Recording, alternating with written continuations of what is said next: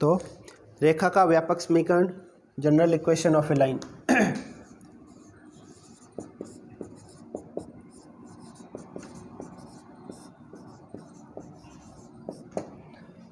रेखा का व्यापक समीकरण ये होता है, जो जनरल इक्वेशन है किसी भी लाइन की वो होती है ax plus b y plus c बराबर 0, जो कक्षा 10th में आपने पढ़ी है। किसी भी रेखा का समीकरण इस रूप से लिखा जाता था, वहाँ पे भी यही लिखा था कि रेखा का व्यापक समीकरण जो है ना, जितनी भी बाकी समीकरण है वो सब इसी से बनती है। तो सबकी जड़ ये है जिसको बोलते हैं व्यापक समीकरण या जनरल फॉर्म। तो कोई भी रेखा आपको हमेशा दी जाएगी वो हमेशा इसी रूप में आएगी। आप अभी भी देख रहे हो, जितने भी सवाल कर पा रहे हैं, जितने भी सूत्र लगाते हैं, लास्ट में रेखा का जो हल है वो इस रूप में ही आता है। तो अब इसको सवाल आपको दिया जाएगा, जो रेखा का ये व्यापक रूप है, इसको जो हमने पढ़ा है, एक तो रेखा का ढाल रूप पढ़ा था, तो इस ढाल रूप क्या था, y बराबर mx प्लस सी बताया था मैंने आपको। m उस रेखा की ढाल है और c y अक्ष पे काटा गया अंतःखंड है। इस हिसाब से ये जो अंतःखंड है वो c है और ये जो ढाल है इसकी वो m है। तो उस रेखा का समीकरण ये होता है, रेखा का ढाल रूप y बराबर mx प्लस सी, और रेखा का अंतःखंड रूप, अंतःखंड रूप में क्या होता है, x upon a plus y upon b बराबर 1, जहाँ a और b क्या है, a का मतलब है x अक्ष पे काटा गया अंतःखंड और b का मतलब y अक्ष पे काटा गया अंतःखंड। तो इस प्रकार की रेखा का ये समीकरण, ये अंतःखंड रूप है। और एक होता है लंब रूप, रेखा का लंब रूप, x cos alpha cos omega plus y sin omega is equal to p। ये ऐसी रेखा का समीकरण है जिस पर मूल बिंदु से डाले गए लंब की लंबाई p है और इसका कोण ओमेगा है x अक्ष के साथ। तो उस रेखा का समीकरण ये होता है। तो ये सब हमने पढ़ा है। अब हमें समीकरण इस रूप में दी जाएगी और वो कहेगा ये रेखा का व्यापक समीकरण, इसको ढाल रूप में बदलो, इस रेखा को अंतःखंड रूप में बदलो या लंब रूप में बदलो। तो हम एक एक स्टेप को करेंगे और उसके क्वेश्चन करते जाएंगे साथ के साथ। तो पहले रेखा को ढाल रूप में बदलना है। तो इस रूप में बदलने के लिए हमें पता है कि इस तरफ सिर्फ y बचना चाहिए, y बराबर mx प्लस सी। तो आपको ये रेखा दे रखी है, इसमें से बी वाई को रख लो, बाकी सबको उधर भेज दो।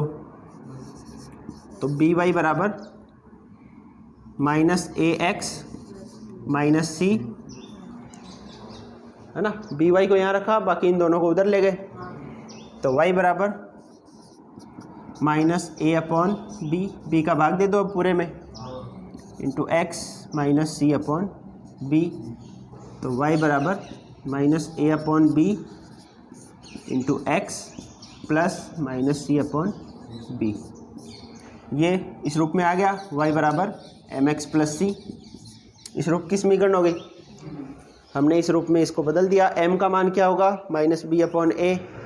ये इस रेखा की ढाल ये है, और इस रेखा से आपसे पूछा जाए कि y अक्ष पे काटा गया अंतःखंड क्या है, तो उसका मान क्या होता है, ये c होता है।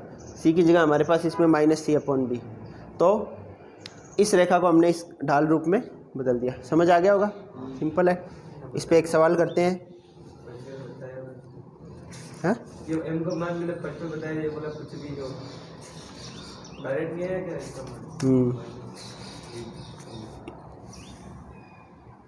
जैसे पहला सवाल है, निम्नलिखित 10.3 का पहला है, निम्नलिखित समीकरणों को ढाल अंतःखंड रूप में रूपांतरित कीजिए और उनके ढाल तथा y अक्ष पर अंतःखंड ज्ञात कीजिए। ढाल का मतलब m और y अक्ष पे अंतःखंड का मतलब c। तो m और c के मान बताने हैं। तो पहला जैसे सवाल इसमें दे रखा है क्वेश्चन,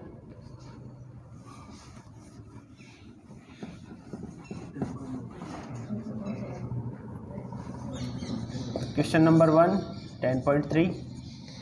पहला है x प्लस 7y बराबर 0।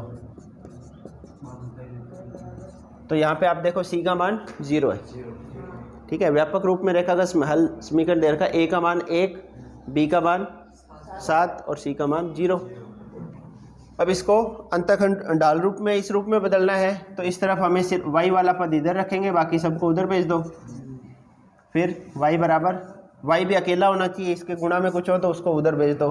तो y बराबर -1/7 इंटू एक्स, आगे 0 है तो प्लस सी, तो y बराबर -1/7 एक्स प्लस सी, नहीं सर 0। ये रेखा का हल हुआ। तुलना जब करोगे y बराबर एम एक्स प्लस सी, तो m का मान आ गया -1/7, सी का मान आ गया 0। तो हमारी जो रेखा है, ये जो रेखा है इसका ढाल है -1/7 और इसका y एक्स पे काटा गया अंतःखंड है 0। ठीक है। तो सी स्क्वायर